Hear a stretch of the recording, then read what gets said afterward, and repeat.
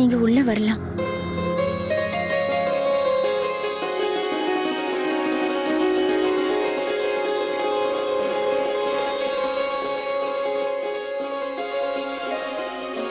அப்பா கிட்ட இருந்து போனே வரல. பூஜைக்கு வேற நேரம் ஆயிடுச்சு. குல வழக்கப்படி இதுதான் முதல் பூஜை.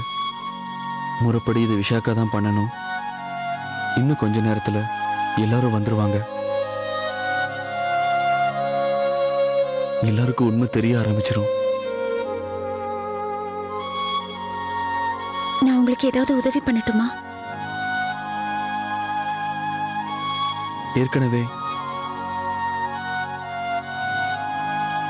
ஏற்கனவே நான் உங்களை ரொம்ப கஷ்டப்படுத்தியிருக்கேன்.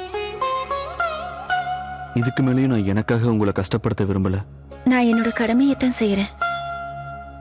அப்பா அம்மா என் மேல ரொம்ப நம்பிக்கை வச்சிருக்காங்க. எந்த ஒரு சூழ்நிலையிலையும் அவங்க நம்பிக்கை கெடுற மாதிரி நான் நடந்துக்க மாட்டேன்.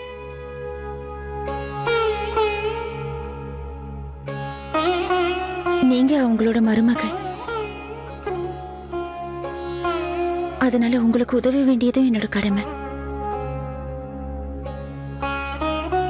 ஒருவேளை பூஜைக்கு முன்னால அப்பா விஷாக்காவை கூட்டிட்டு வந்துடலாம் இல்ல? நான் என்ன சொல்றேன்னா, அதுக்கு முன்னால நீங்க என்ன சொல்ல வந்தீங்க? தாராளமா சொல்லுங்க. எல்லாரும் பூஜை ரூமுக்கு வரத்துக்கு முன்னால நீங்க பூஜைக்கு தேவையானது எல்லாத்தையும் ரெடி பண்ணி வச்சிட்டீங்கன்னா. இல்ல இல்ல, நான் எப்படி பூஜைக்கு தயார் பண்ண முடியும்? நான் இந்த குடும்பத்துக்கு சம்பந்தப்பட்டவே இல்லையே. ஏற்கனவே நீங்க என் மனைவிங்கிற முறையில யாகத்துக்கு முன்னால உக்காந்துட்டீங்க. பூஜை பண்றதும் கிட்டத்தட்ட அதே மாதிரிதான்.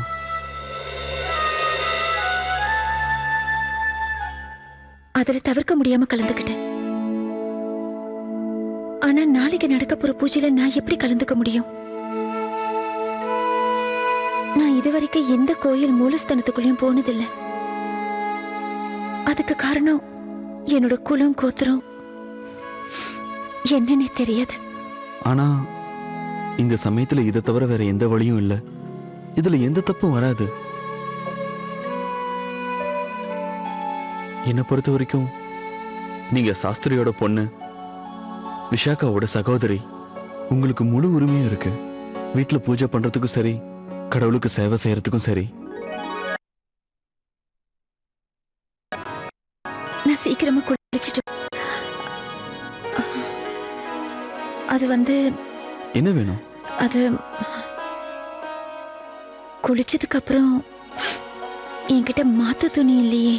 அதோ அலமாரியில விஷாக்காவோட சேரி நிறைய இருக்கு.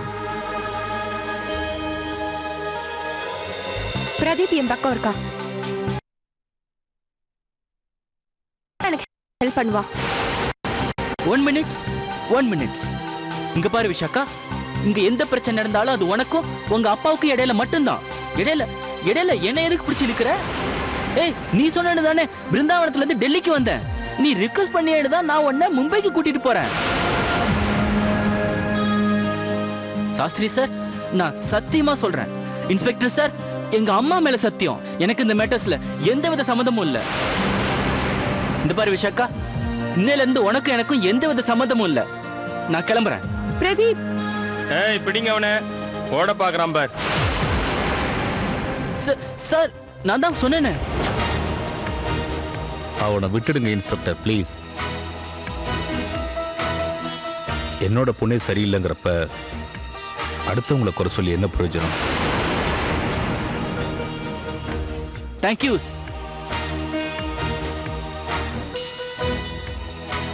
இத பார்மா, நீ விரும்பினா இப்பவே இந்த ட்ரெயின்ல ஏறி உட்காந்து மும்பைக்கு போக முடியும். ஆனா ஒண்ணு மட்டும் நல்லா ஞாபகம் வச்சுக்க, அதுக்கப்புறமும் உங்க அப்பா இந்த உலகத்துல உயிரோடு இருக்கவே மாட்டான்.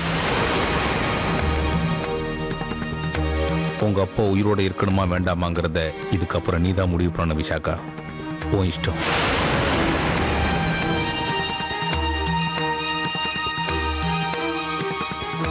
அம்மாடி, உன்னை கையெடுத்து கும்பிட்டு கெஞ்சி கேட்டுக்கிற, திரும்ப வந்துருமா. நம்ம குடும்பத்தோட மானத்தை காப்பாத்துமா.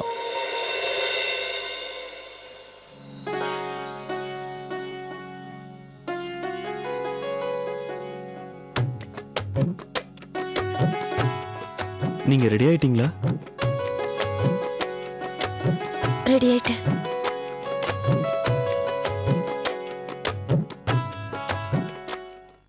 முதல்ல கீழே போய் கோவிலை சுத்தம் பண்ணணும்.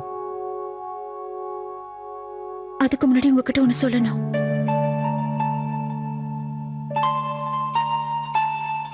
என் குரல் உங்களுக்கு நீங்க அதிகமா நேசிச்ச அந்த பொண்ண ஞாபகப்படுத்துதுன்னு சொன்னீங்க. அதனால நீங்க எப்பவும் என்னோட முகத்தை பார்க்க கூடாது. அதே மாதிரி எந்த சூழ்நிலையிலையும் நான் என்னோட முகத்தை உங்களுக்கு காட்ட மாட்டேன். சரி.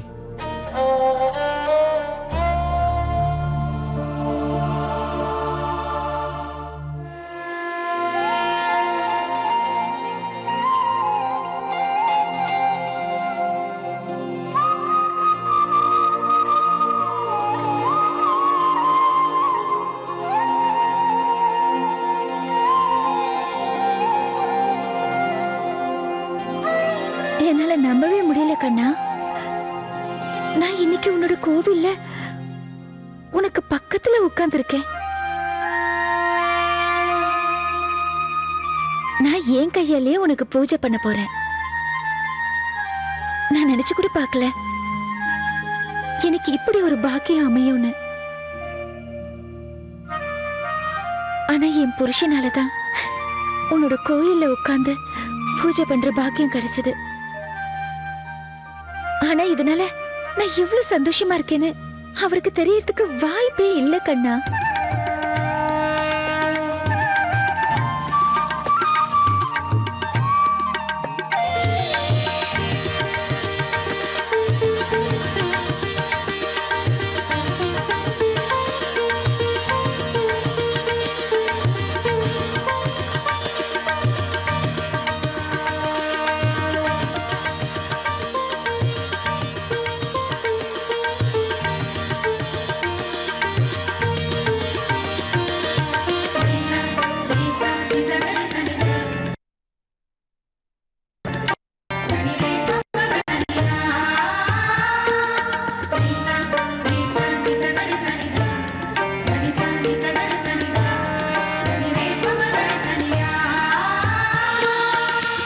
ராதிகா,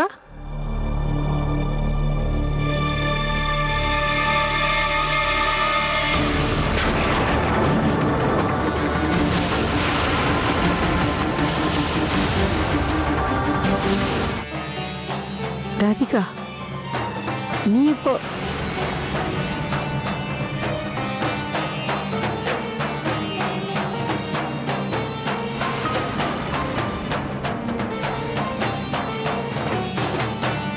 ராதிகா நீ எப்போ வந்த?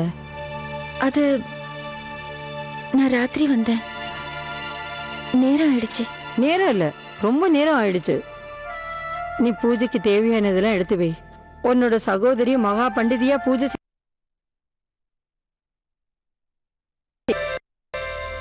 அது சரி, சின்ன மருமக எங்க? இதெல்லாம் நீயா தயார் பண்ணிட்டு இருக்க?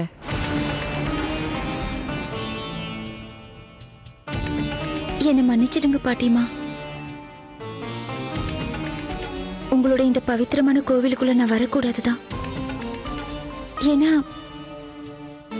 நான் ஒரு அனாதை பொண்ணு. என்னோட ஜாதகம் கூட தெரியாது.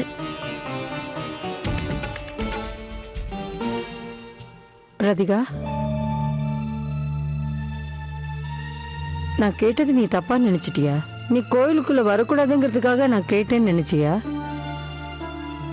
அந்த மாதிரி எல்லாம் இல்லம்மா. எனக்கு அதுல எல்லாம் நம்பிக்கையே இல்லை.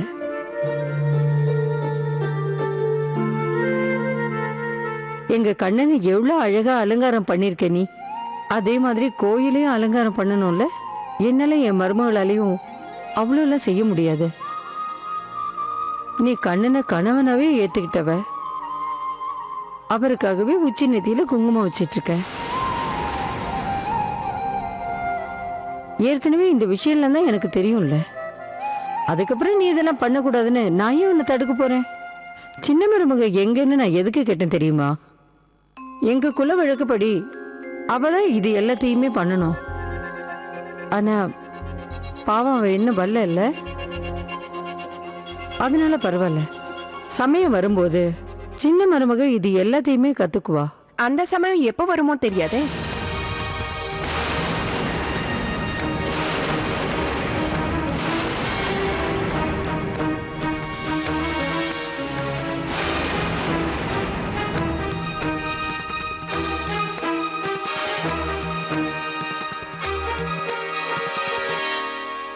எங்க இந்த வீட்டு சின்ன மருமக? மகாராணி தூங்குறாங்களா? அப்ப நாங்க மட்டும் இவ்வளவு சீக்கிரம் எதுக்காக எழுந்திருக்கணும்? தீபிகா, பாட்டிமா, போமா போய் என்ன ஆச்சுன்னு பாரு. சின்ன மருமக வர்றதுக்கு ஏன் இவ்வளவு நேரம்? சரி பாட்டிமா. இத பாரு ராதிகா, பாட்டிமா. நீ போய் உங்க வீட்டுல இருக்கிறவங்க எல்லாரையும் கூட்டிட்டு வா. சரி. Radhika, wait wait wait wait wait. உனக்கு தெரியுமா ராதிகா, விஷாக்காவோட புடவையில நீ நிஜமா இந்த வீட்டு சின்ன மருமக மாதிரியே இருக்க.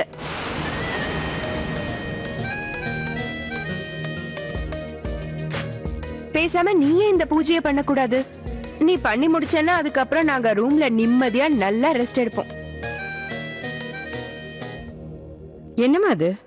ஏன் இப்படி பேசுற நீ? ராதிகா, இதை பாரு, நீ போ.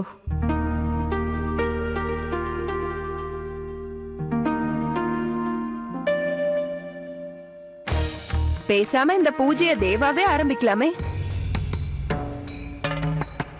தேங்க்ஸ் சின்ன மருமக.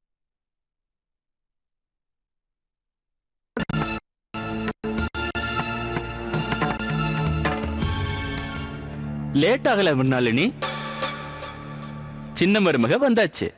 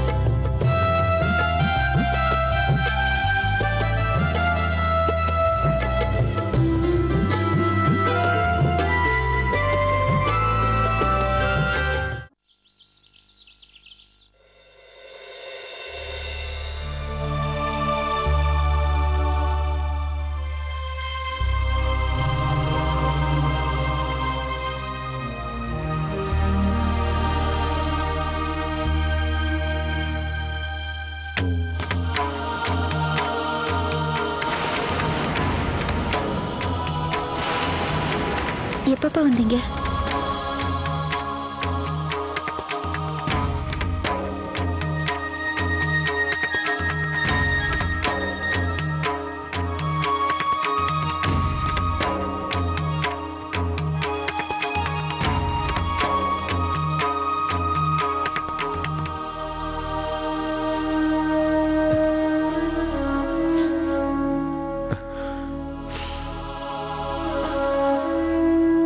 எனக்கு ரொம்ப அவமானமா இருக்குமா? எங்களால நீ இப்படி எவ்வளவு கஷ்டப்படுற, நானும் எவ்வளவு அதர்மம் பண்ற. ஒரு பவித்திரமான பூஜையில மனைவி ஸ்தானத்துல போய் வேற ஒருத்திய உட்கார வைக்கிறேனே. இதுக்கப்புறமும் நான் ஒரு புரோகிதர்னு சொல்லிக்கிறதுல அர்த்தமே இல்லை. என்ன பண்ணீங்க? ஏன் இப்படி எல்லாம் பேசுறீங்க? 2 குடும்பங்களோட கௌரவத்தையும் மானத்தையும் காப்பாத்துறதுக்காகத்தான் நான் இப்படி எல்லாம் செஞ்சேன்ப்பா. இல்ல ராதிகா, இல்ல. பூஜை ஏற்கனவே ஏற்பாடா இருந்தாலும் நான் உண்மையை மறைச்சிருக்க கூடாது. நான் பண்ணது பாவந்தாமா. அந்த கடவுள் முன்னாடி நான் செஞ்ச பாவத்துக்கு பதில் சொல்ல முடியாதே. ஆனா நீ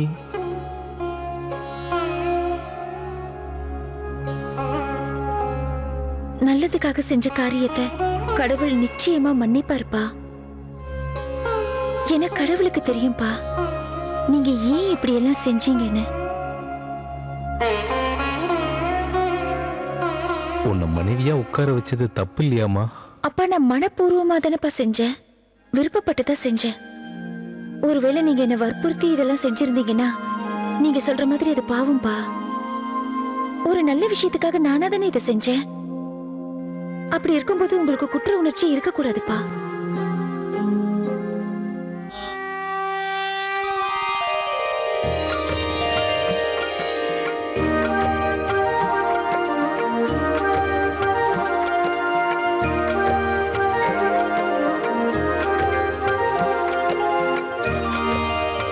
ஒருவேளை சின்ன மருமகளுக்கு பூஜை பண்றதுல இன்ட்ரெஸ்ட் இல்லையோ என்னவோ. பொட்டு வைக்கவே நேரம் இல்லாதவ பாவம் அவ.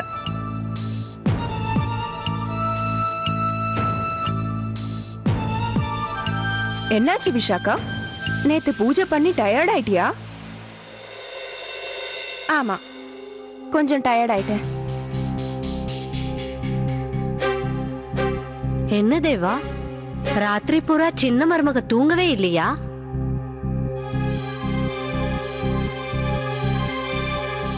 இப்ப பூஜை பண்றீங்களா? நீங்க பூஜை பண்ணீங்கன்னா நாங்க ரூம்ல போய் ரெஸ்ட் எடுப்போம். ப்ளீஸ். சம்பந்தி இங்க அவரு வெளியில இருக்காருன்னு நினைக்கிறேன். ஏன் வெளியில இருக்காரு? ராதிகா கிட்ட நான் சொல்லி அனுப்பினேனே எல்லாரையுமே பூஜைக்கு கூட்டிட்டு வான்னு. இது பாருங்க, அவளை கூட காணோம். நான் உங்க 2 பேரையும் கூட்டிட்டு வரேன். சரிப்பா, சீக்கிரம் போயிட்டு வா.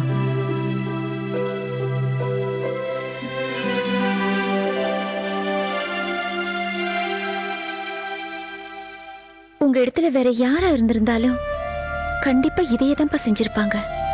நீங்க தானப்பா அடிக்கடி சொல்லுவீங்க அந்த கடவுளுக்கு எல்லாமே தெரியும்னு. அப்படி இருக்கும்போது நடந்தது அவர்கிட்ட விளக்கணும்னு அவசியமே இல்லப்பா.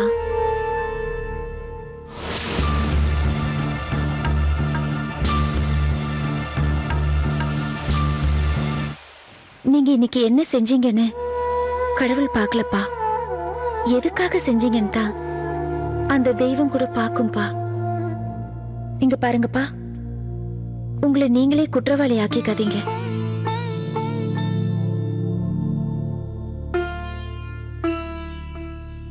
என் அப்பா எப்பவுமே சிரிச்சுக்கிட்டே இருக்கணும்.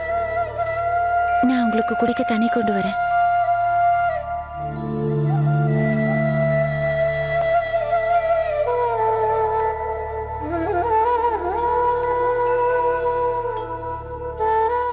என்னப்பா எங்க நிக்கிறீங்க? வாங்க, பாட்டிமா உங்களை கூப்பிட்டாங்க.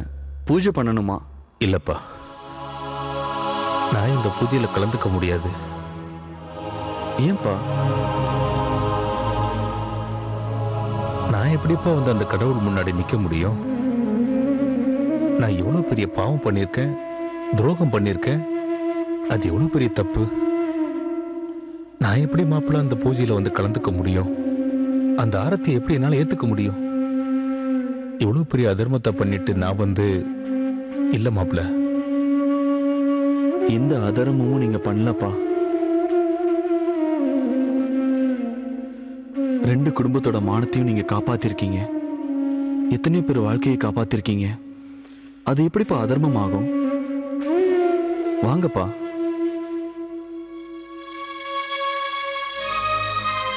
சரி, நீங்க வரலன்னா நானும் பூஜைக்கு போறதில்ல. நீங்க ஏன் புரிஞ்சுக்க மாட்டேங்கிறீங்கப்பா? நீங்க பண்ண அதர்மம் எனக்காக தானே பண்ணீங்க. அப்ப அந்த பாவம் எல்லாம் என்னதானே செய்றோம்? என்னோட மனைவி என் மேல இருந்த கோவத்தால என்னோட வீட்டை விட்டு போயிட்டா. அதுக்கு முழு காரணமும் நான் தான்.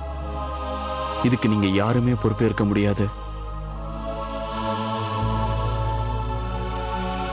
அப்புறம் எப்படிப்பா எல்லா பிரச்சனையும் என்னால நடக்கும்போது அதோட பாவம், அதர்மம் இதெல்லாம் எப்படி உங்களை வந்து சேரும்?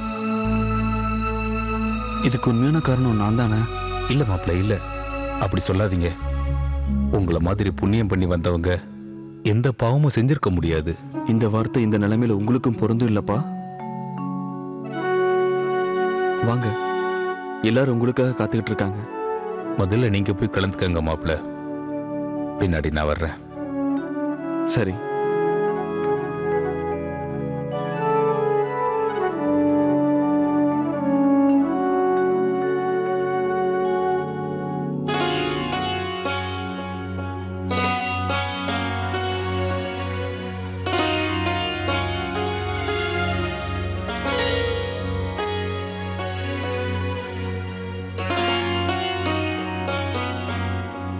வாமா போலாம். நீங்க போங்கப்பா, நான் கொஞ்ச நேரம் கழிச்சு வரேன். இந்த பூஜை ஆரத்தில தானே என்னோட பாவம் கரைய போகுது.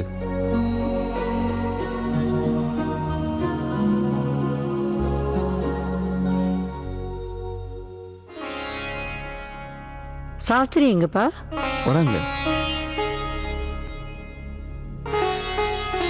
ராதே ராதே ராதே ராதே ராதே ராதே ராதே ராதே ராதே ராதே. சாஸ்திரி, ஒரு சின்ன விண்ணப்பம். இன்னைக்கு ஆர்த்தியை நீங்க தான் எடுக்கணும். உங்க கையால ஆர்த்தி எடுத்தீங்கன்னா நாங்க எல்லாம் ரொம்ப சந்தோஷப்படுவோம். இது உங்க பெருந்தன்மையை காட்டுதுமா. இந்த பவித்திரமான சூழ்நிலை இன்னும் இனிமையா இருக்கணும்னா நம்ம ராதிகாவோட பாட்டு ரொம்ப அவசியம். கண்ணனை வர்ணிக்கிறதுல ராதிகாவுக்கு நிகர் ராதிகா தான்.